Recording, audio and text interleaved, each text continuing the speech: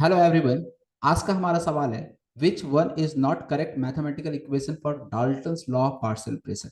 Here P is total pressure of gases mixer. तो P जो है वो टोटल प्रेशर है।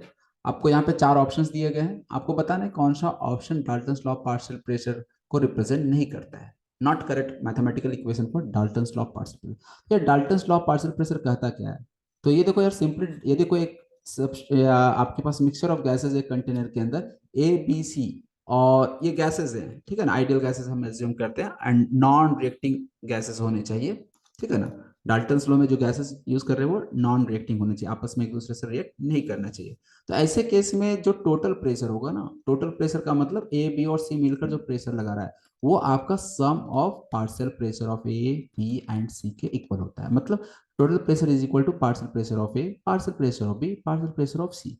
यहाँ पी ए को हम कहते हैं partial pressure of A, B को P B partial pressure of B, P C partial pressure of C, ठीक है। ये मतलब होता है। तो ये आपका डाल्टन्स लॉ है।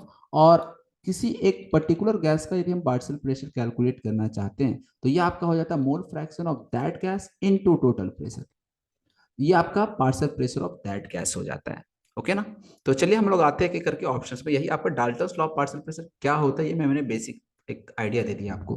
तो पहला जो है पी, पी टोटल प्रेशर है यहाँ पे। तो जो टोटल प्रेशर होगा वो क्या होना चाहिए? P1 plus P2 plus P3। तीन गैस है, तीनों के पार्शियल प्रेशर के सम के बराबर होना चाहिए।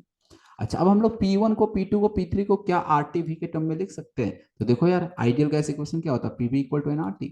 तो P इक्वल टू क्या लिखा जा सकता है? NRT बाई V लिखा जा सकता है ना। इसलिए यहाँ पे जो P1 है उसको हम N1 RT बाई V लिख देते हैं। इसी तरह से P2 जो है इसे हम लिख सकते हैं N2 RT बाई V लिख देते हैं, ये भी V है। इसी तरह से P3 को हम लोग लिख सकते हैं N3 RT बाई V लिख सकते हैं। बिल्कुल लिख सकते हैं। मान लीजिए यहाँ ए बी सी की जगह पे हम 1 2 3, ये तीन गैसेज इसको 1 2 3 कह दिए। तो देखो, जब हम लोग NRT/V लिखेंगे तो ए का यदि मोल्स N1 मान लेते हैं, बी का मोल्स N2 मान लेते हैं, सी का मोल्स N3 मान लेते हैं, तो ऐसे में हम लोग पीवी इक्वल टू एनआरटी में पी इक्वल टू NRT/V लिख सकते हैं ना। बिल्कुल एन के जगह पे हम लोग ए के लिए N1 लिख देंगे, बी के लिए N2 और सी के लिए N3, और वॉल्यूम तो सबके लिए सेम रह जाएगा। तो इसलिए यहाँ पे आप देख सकते हो वॉल्यूम यहाँ पे हर जगह सेम है। RT/V कांस्टेंट, बस N1 N2 N3 चेंज होगा। तो पहला जो स्टेटमेंट यदि हम बात करें तो पहला स्टेटमेंट आपका यहाँ पे करेक्ट है। तो पहला स्टेटमेंट जो है आपका वो करेक्ट है, हमको नॉट करेक्ट बताना था। नेक्स्ट है P I equal to X I into P. तो यहाँ पे देखो एक्स आई इंटू पी क्या कहता है पहले समझ लो। यहाँ पे पी आई जो है ना, पी आई रिप्रेजेंट करा partial pressure of higher gas. तो partial pressure of higher gas क्या होना चाहिए? Mole fraction of higher gas into total pressure, यही होगा ना। तो P I partial pressure of I gas equal to mole fraction of I into total pressure. P जो है वो तो टोटल प्रेशर ही है, तो ये भी तो यार बिल्कुल सही है। थर्ड ऑप्शन पे आते, पी आई इक्वल टू मतलब partial pressure of I equal to X I into P I star. यहाँ पे देखो यार, पी आई स्टार का क्या मतलब है?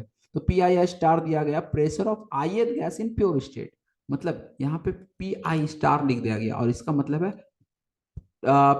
आई गैस का पार्शियल प्रेशर प्योर स्टेट में जो इसका प्रेशर होगा उसको पी आई कहा जा रहा है स्टार। तो यार देखो, जो पार्शियल प्रेशर निकालेंगे ना तो ये x I into P total आना चाहिए, क्योंकि यहाँ पे पी टोटल नहीं लिख रहा है, ये आई का ही प्योर स्टेट में जो पार्शियल प्रेशर उसको यहाँ पे लिख रहा है। तो इसलिए ये जो ऑप्शन है ना यही आपका नॉट करेक्ट होगा, और हमें वही नॉट करेक्ट बताना था। तो अकॉर्डिंग टू क्वेश्चन ये ऑप्शन आपका सही हो जाएगा, थर्ड। लास्ट वाला P equal to P1 plus P2 P plus P3, यार बिल्कुल यही तो है डाल्टन्स लॉ।